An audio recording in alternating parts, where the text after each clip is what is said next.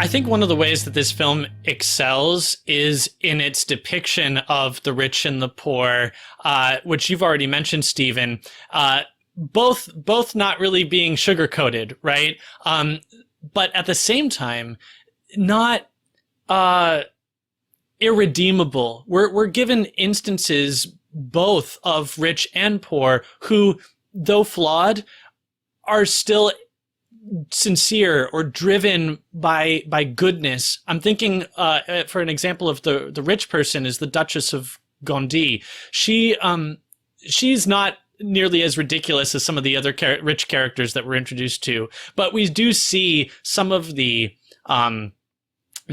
I don't know how to characterize it, the kind of neediness in her attachment to Monsieur Vincent, maybe some of her melodrama in trying to keep him with her, but we also see a real sincere desire for spiritual growth, for service, and the film does a really great job of sort of towing this line. So we'll get one scene of her, dismissing her servants and taking off her fine gloves and hanging laundry, immediately followed by the scene that you mentioned with this council of rich ladies who are just gossiping and totally missing the point.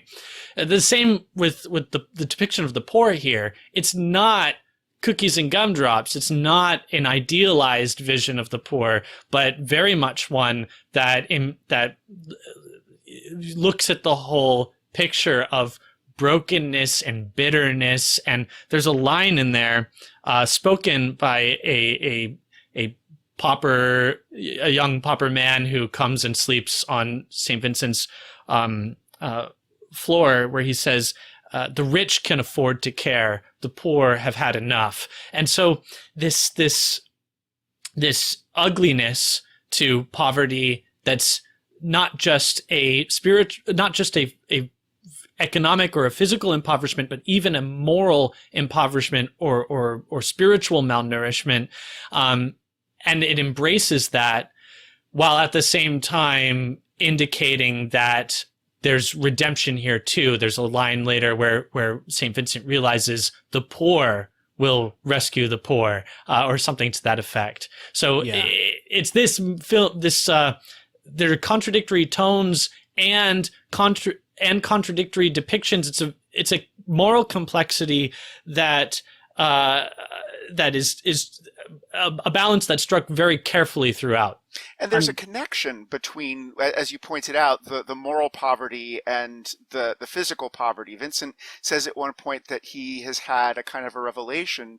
He realizes that that the poor must be given space in order to have awareness and in order to have a conscience. It's that just to have the leisure to think about things from a truly human perspective, you need to have a certain distance from sheer desperation, from the most fundamental realities of survival. It's very, very difficult to rise above that when your desperation is that real.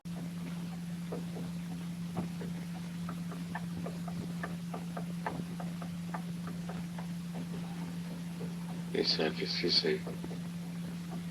Le tisseur. Il a 10 gosses. Et c'est vieux avec lui.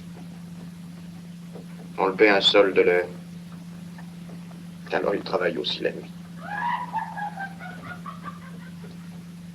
On s'en doute pas dans les églises, hein? Qui sait même si le bon Dieu s'en doute. Ça dort pas les pauvres la nuit. Ça travaille. Ça s'insulte. Ça se bat.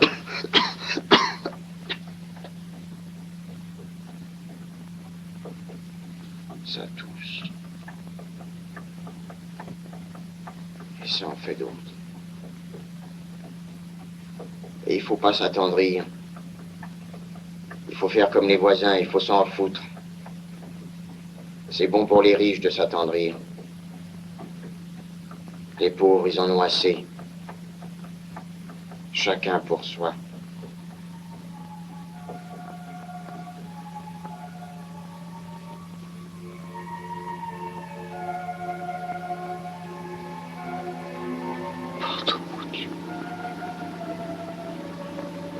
Je ne savais rien. Je ne savais rien.